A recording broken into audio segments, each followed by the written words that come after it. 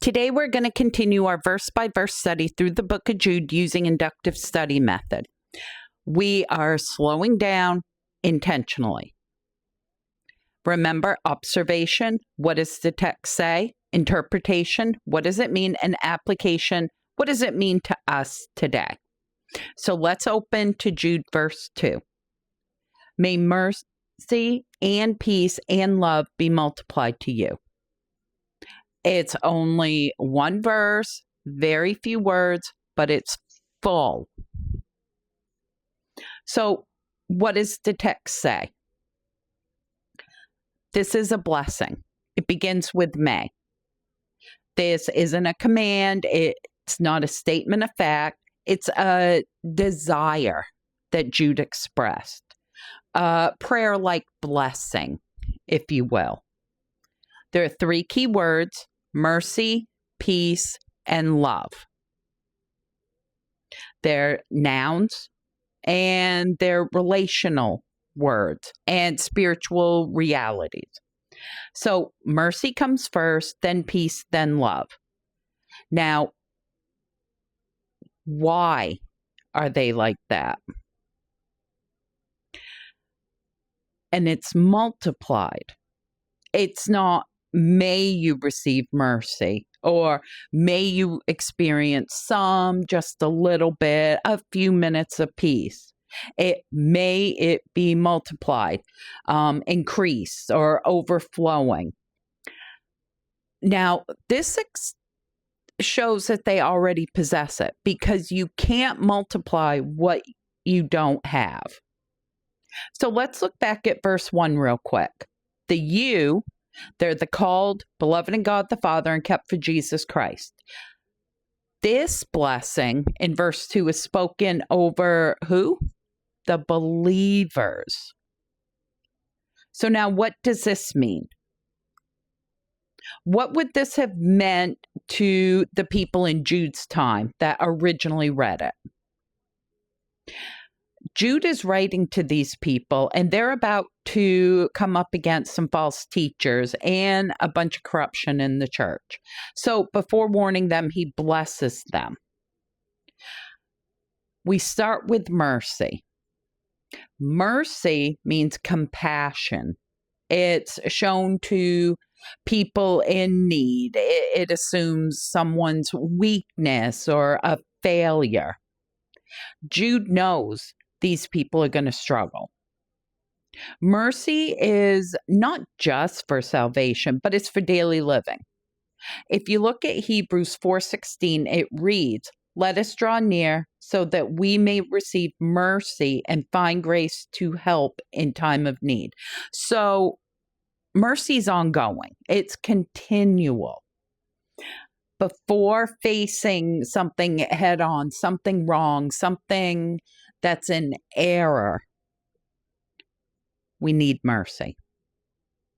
So peace, that doesn't mean just a calm emotion. And the Hebrew concept behind peace, which is shalom, it means stability, completeness, right relationship. False teaching is going to create chaos, but peace anchors stability. So peace follows mercy. When we understand mercy, we experience peace. Love is next. Love refers to God's covenant love. It's not romantic. It's not sentiment. It's a steadfast love. Jude called them beloved in verse 1. Now he prays that love would multiply. Why? Because love strengthens endurance. False teachers distort love. They're going to redefine it. But Jude is going to hold them down in what true love is before they confront the false love. Now, multiplied, that implies abundance. It's not in addition to, it's not multiplication. He is praying for abundance of mercy, abundance of peace, and abundance of love. Now, why is he going to do that for these people? because a hard time is coming. Before correction comes blessing. Before warning comes assurance. This reflects pastoral wisdom.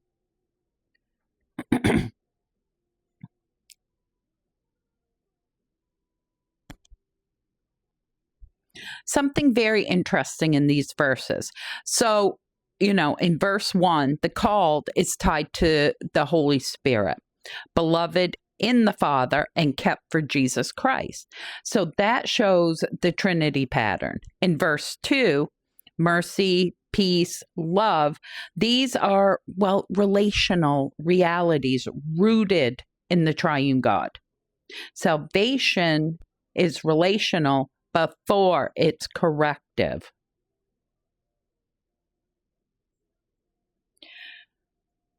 What does this short little verse mean to us?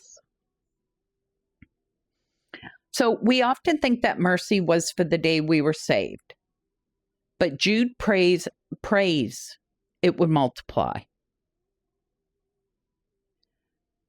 Ask yourself, do I live aware of my need for mercy? Do I pretend I have strength? Because spiritual maturity begins with humility. We live in constant noise, social media, news, theological arguments, cultural tension. Jude's solution? Peace multiplied. Peace isn't escape, it's stability. It's rooted in truth. So where am I searching for peace? Outside of Christ. Now, the church often grows in knowledge faster than love. Jude will confront false teachers strongly. He's going to begin with love. So as we defend truth, are we increasing in love? Do we love our neighbors how we should?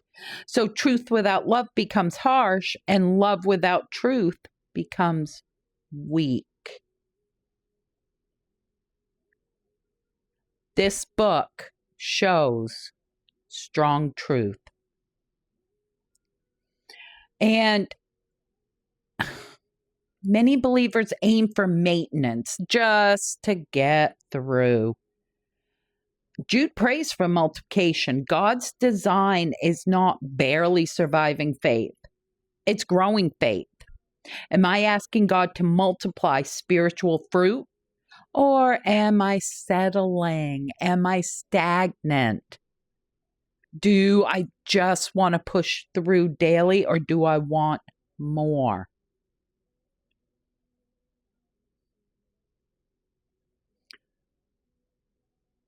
In one sentence, Jude gives us compassion, stability, security, and growth. Before he warns, he corrects. Before he confronts, he blesses. So next week, we're going to move to verse 3, where the tone shifts dramatically. And I like the drama.